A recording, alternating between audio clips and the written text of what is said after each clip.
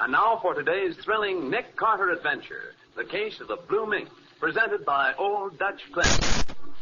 As our story opens, Nick and Patsy are entering a large department store very early in the morning. Nick, I didn't know you were retained by the Fur Protective Association, too. You've probably forgotten, Patsy. It's been years since they've had occasion to call on me. Oh. But this new series of fur thefts is really serious, they tell me. And you think this department store is the best place to catch up with them? I do. They've suffered the biggest losses of any store in town so far. Oh.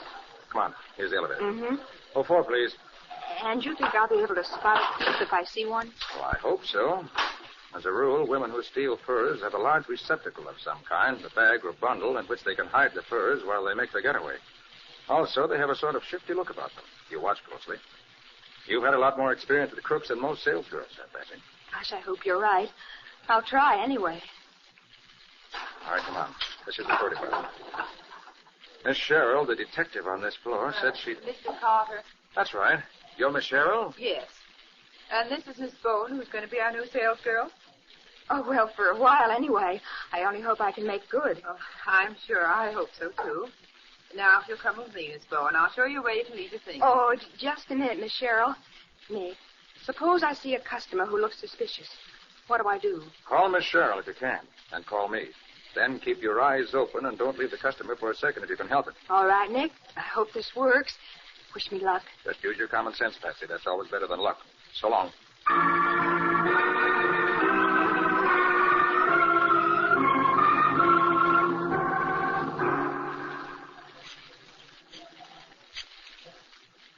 Nick Carter speaking. Nick, this is Patsy. Ah, Patsy, how do you like being a clerk in a department store now that you've had a full day of it? Nick, I think maybe I have one of those fur thieves here now. She's got a big bundle, just the way you said, and she's acting queer. Well, where are you calling from? I'm using the phone right here in the fur department. She can see me, but she can't hear what I'm saying. Anyone else there? No. The other girl who's usually here at this time had to leave early.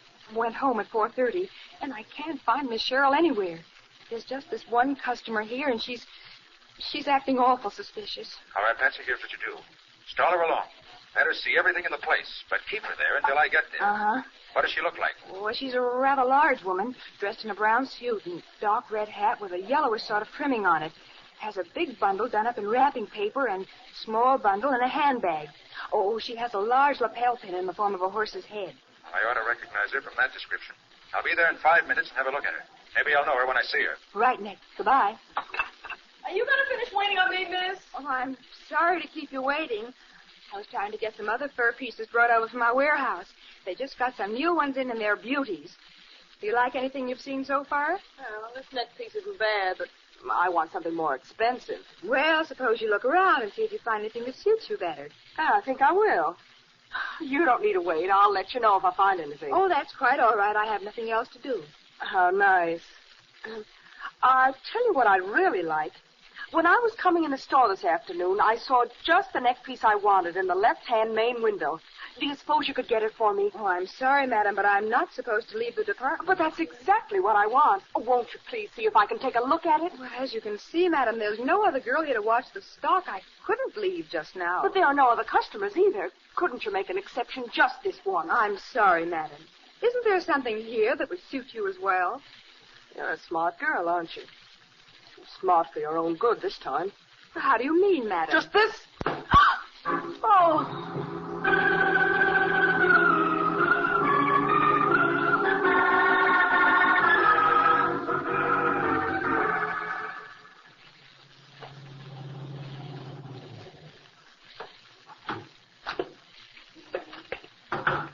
I wonder if Patsy's mistaken about this woman, Nick. It could be, you know. I doubt if she'd call me, Waldo, unless she was sure of the fact. Ah, sure, Nick. But you know women always Here, jump hold at it. Big bundle, brown suit, red hat, and horse head pin in her lapel. Yes. What are you stopping for, Nick? That's the woman Patsy called about. You sure? I am. The description matches exactly. Come on. But, Nick, you can't arrest her without some kind of evidence. I'm not going to arrest her, Waldo. We're going to follow her. I want to find out where she goes. Well, then what? Then I'll find some excuse to take a look into that bundle she's carrying. Unless I'm greatly mistaken, they're furs. Stolen furs.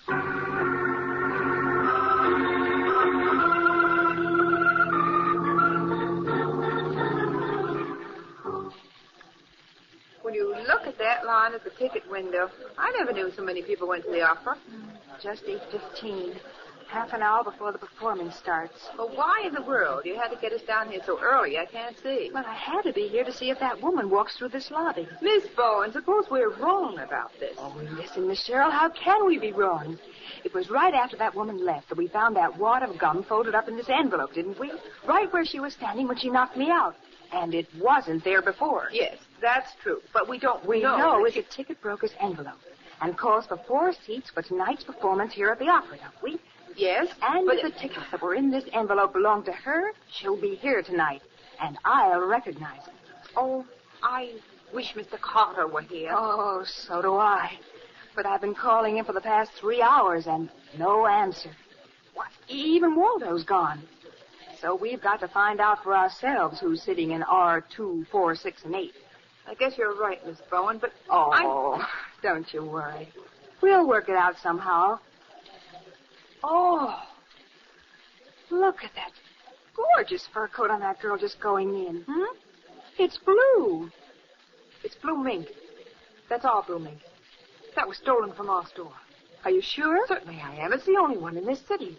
There are only 3 of them in the world, and the other 2 are privately owned at the West Coast. Oh, that mousy little girl wearing it couldn't be a third thief. Well, she's got our coat on, that's all I know. We've got to get inside and get it back. You got your ticket?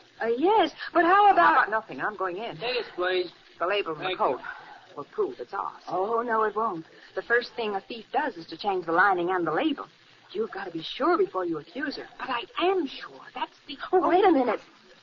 Look where she's sitting. In R4. One of the seats marked on the envelope. Proves she's a thief. But she's not the one who was in the store. We've got to wait here and see who sits in those other 3 seats. Then we can capture them all at once.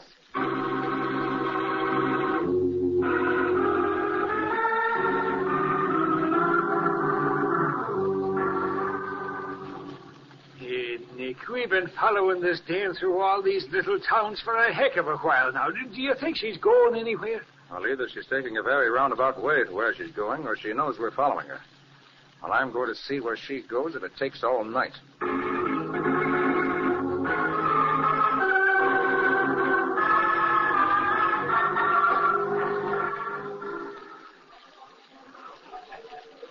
The whole first act is over, and nobody is in those other 3 seats. And I'm not going to wait any longer. I want that coat. Wait. She's going into the lobby. And she's leaving the coat in the seat.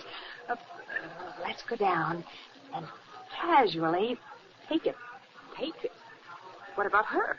We want her, too. Come on, follow me. I have an idea. But easy now. No, don't hurry. Oh. Now, let's just sit down here in these end seats. I don't like this. I don't like it either, but I think it's the best way. Well, now what? We'll get up, and the coat goes with us. Like this. Nobody's watching. You've got more nerve than anybody I ever saw. Now walk up the aisle. Slowly. Well, don't hurry. Yeah, that's it. Do you see that girl who had the coat? Yes, she's over there, at the drink stand. If she should She see... won't. Come over here behind this pillar. Now, here's my idea. She must be one of the thieves, but she's not the one I want. You take the coat back to the store, and I'll wait here and follow her after the show. Maybe she'll take me to the rest of the gang. But she'll make a whale of a fuss when she finds out that her coat's gone. It's a stolen coat, isn't it? Oh, let me look at the label. Oh, this is a Paris label. There never was a blue mink coat made in Paris. That's what I told you. The thieves changed the label, so it must be the coat stolen from your store. Now, you go ahead, and I'll... If you want to stay healthy, just walk quietly out the door. The one on the left. And don't look around. Hey, you Start can't... walking and don't run. I'll be right behind you. Come on, Patsy. We'd better walk.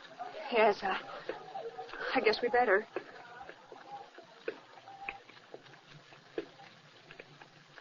That's it.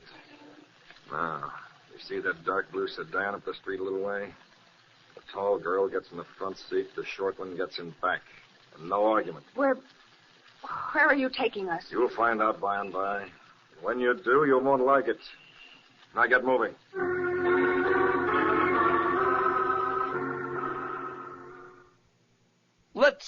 us right here. More from Nick Carter.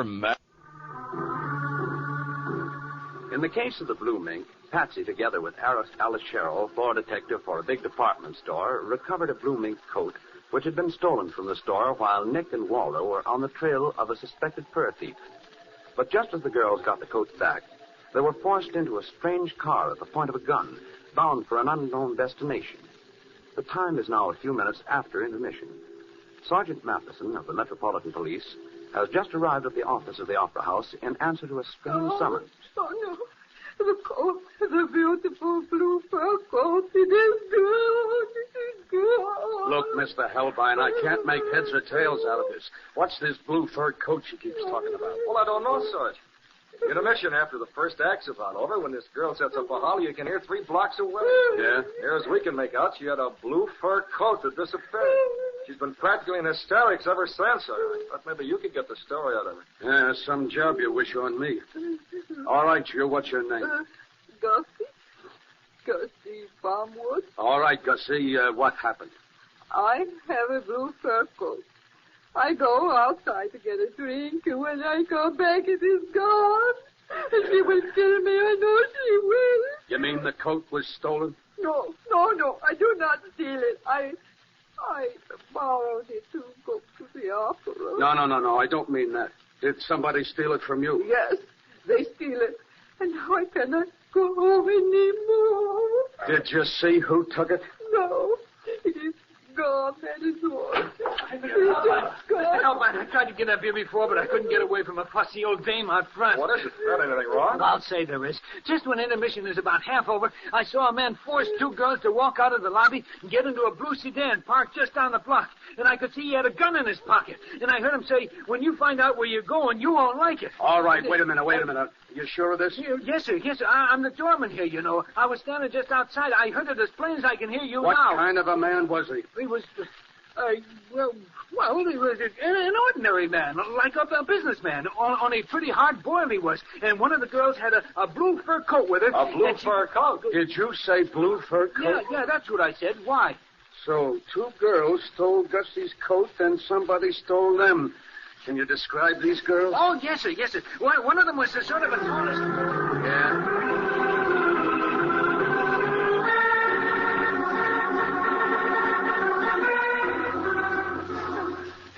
I want that description of the 2 girls sent out to all precincts at once. Yes, sir. Let me know as soon as anyone gets a lead on them. Yes, sir. I want my coat. Now, look here, Gussie. I brought you down here to headquarters so I could talk to you quiet-like without nobody butting in. Now, where'd you get that coat you had? Oh, please, mister, I do not steal it. I just... Oh, hello, Nick. Hey, what you got there? A bunch of furs, probably all stolen. Patsy called me from the department store where I'd planted her and told me a customer she had was acting funny. Yeah? So Waldo and I started down to have a look at this woman and met her coming out of the store. I recognized her from Patsy's description and followed her.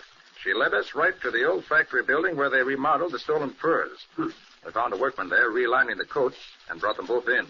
Nice going, Nick. You say you're on a stolen fur case yourself? Right, Nick. One with a twist to it. What's the twist? Well, it seems that Gussie wore this blue fur to the opera, and a couple of girls stole it from her. And some fella, the doorman says, was hanging around before, pulls the gun on the 2 dames and forces them into his car. Looked as if he was waiting for them. Any descriptions of the man? Sure. Girls? Yeah, the doorman at the opera saw the whole thing. One of the girls was about 45, short, kind of blonde-gray hair, blue eyes, wore a dark blue suit with Alice Sherrill. But you know her, Nick? But the description of the other girl fit Patsy? By George, I believe it would. You think it was, Nick? Great heavens. Patsy and Miss Sherrill, a floor detective at the store, doing a little detecting on their own. Matty, they may be in trouble, real trouble. I remember now. Miss Sherrill told me a blue mink coat was stolen from the store a couple of weeks ago. Somehow they got on the trail of it. And someone got on their trail. Well, we've got to find out about this in a hurry. Gussie, whose coat was it? Do I got to tell you?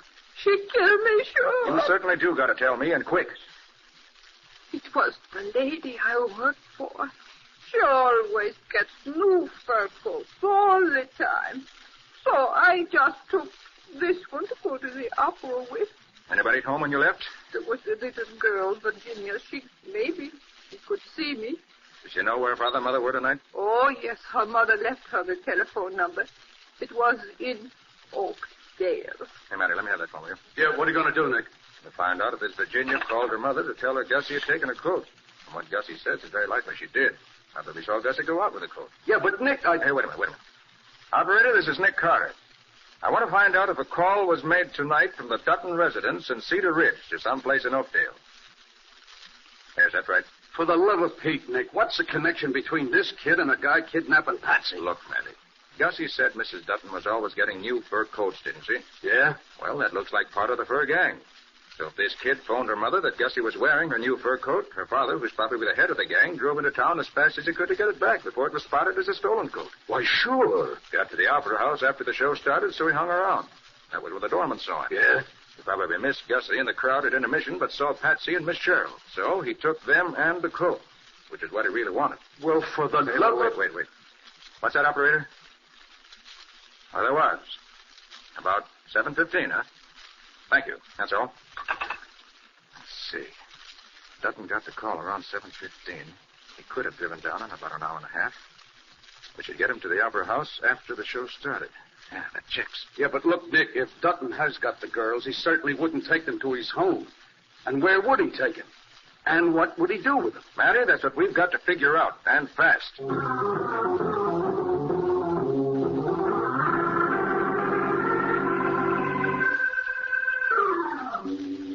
Oh, what a dirty old place this is. If he was going to lock us up somewhere, he might have picked a pleasanter place than this. If we only knew where we were, maybe we could figure out some scheme to let somebody know. If we could only... Oh, there he comes back. Oh, I hope it's You not... weren't alone in this, huh? How do you mean? Told somebody else about the coat, did you? Well, no. Oh, yes. Yes, we did. Right after we found it. And who'd you tell? Speak up. I called Nick Carter and gave him all the details. Yeah, I thought so. Somebody's been here and taken all the furs and worked in the storage vault in the basement. Took my tailor away, too. Just called his home and they haven't seen him. Don't know what's happened to him. What did you tell this Carter? And no funny business. Oh, well, you see, we told him... Listen, you, stop stalling. If you want to live a while longer, give us the details and make it snappy. Well, the girl who had the coat at the opera gave us your names. And when I called him, I told him your names and where you live. Wait till I get my hands on that Gussie. I'll wring her neck like I was a chicken, stealing my coat and blabbing everything she knows. Well, what do we do now, Eddie? Let me think. Yeah, I have it. Young lady, you're going to call your Nick Carter on the phone. There's an old abandoned hunting shack out in the woods about 2 miles off Route 47. You're going to tell him you've caught the fur thieves and that you're stuck out there without any cash.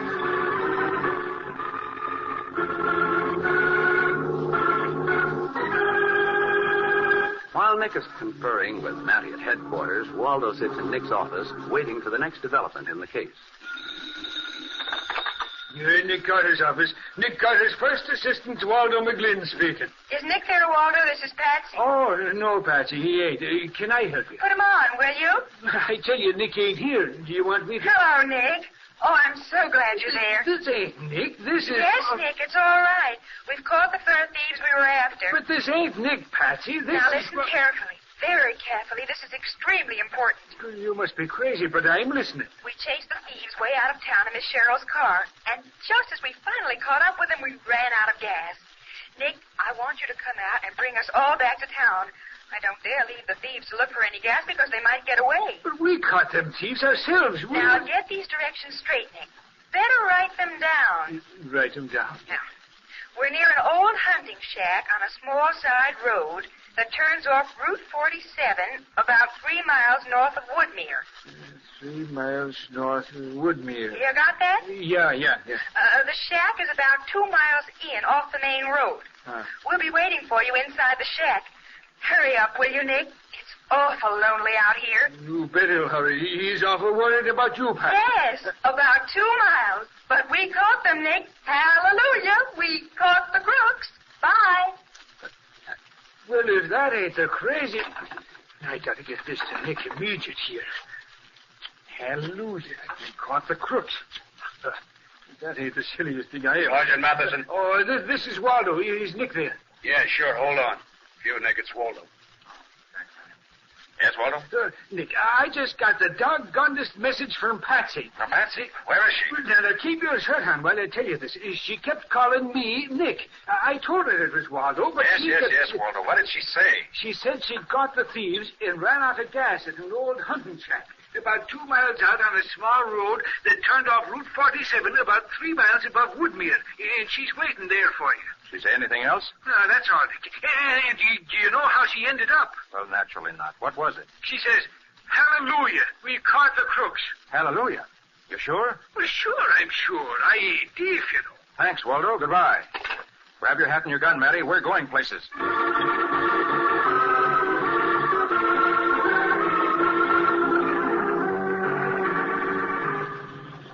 You're sure the whole thing is a frame-up, Nick? Of course I am, Matty. I told you when Patsy wants me to know she's in trouble, she uses the word hallelujah somewhere in the conversation. We set that up years ago. Probably the guy who kidnapped her made her send the message, huh? Exactly. He thinks he set a trap for us and that we'll walk into it. Well, we'll string the trap on him instead.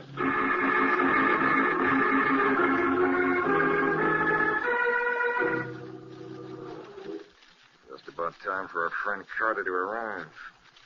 All the lights out, Emma? Yeah. You changed your plan? No. They'll let the car stop outside the shack. And when they start walking in, I'll pick them off. They won't have a chance, not with this moon. Oh, won't you They please? can't see me, and I can see them. Is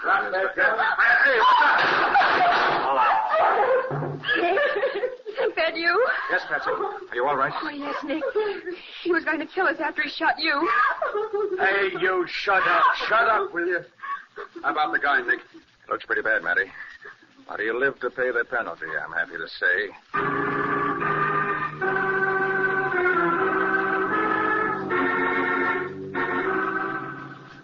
And after I finished talking to you, or rather to Waldo, he took us to that shack to wait. Oh, Nick, I was scared. She certainly was, Mr. Carter, but not so much on her own account. She was afraid that you might... I was afraid somebody might get hurt, maybe killed, and I didn't want it to be the wrong person. Well, that's highly commendable of you. Oh, just think.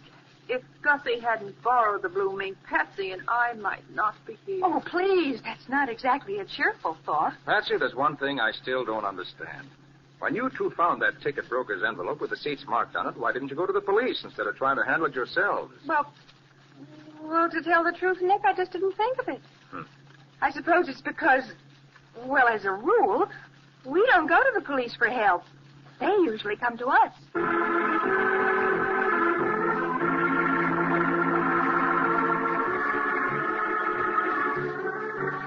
Nick Carter, Master Detective, produced and directed by Jock McGregor, is a copyrighted feature by Street & Smith Publications, Incorporated. Lon Clark is starred as Nick, with Charlotte Manson featured as Patsy. Matty is played by Ed Latimer, Waldo by Humphrey Davis. Script written by Jock McGregor, storyline by Peggy Mayer. This is Bob Martin saying, when minutes count, use Old Dutch Cleanser.